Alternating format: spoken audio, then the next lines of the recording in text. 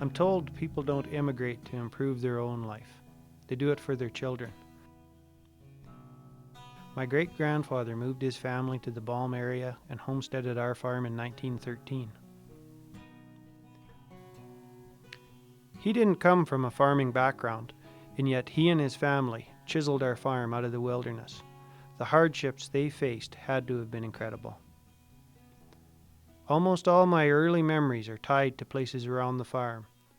My brother taking me, armed with a heavy stick, buffalo hunting in the bush north of our house, taking coffee and lunch out to the men in the field, riding behind Dad on his horse as we moved cattle, Sundays spent with the family down at the river.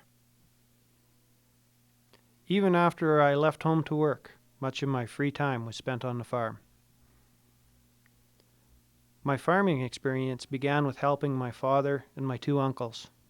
From them, I learned a respect for the land and the value of working together.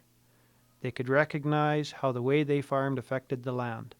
They strived for practices that improved the soil and looked for ways to change practices that had damaging effects. They opened my eyes to stewardship. They called it common sense.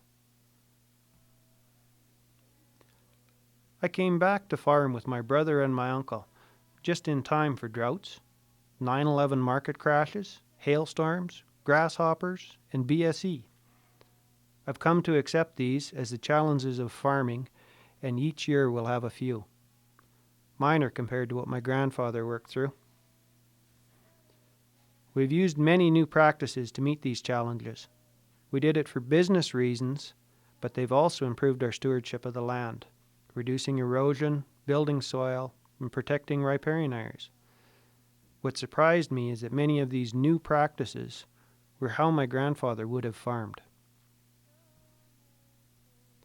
I hope the choices I make can do as much for future generations as my forefathers have, and that this farm can provide a good life for my grandchildren, and the crops it grows will help feed yours.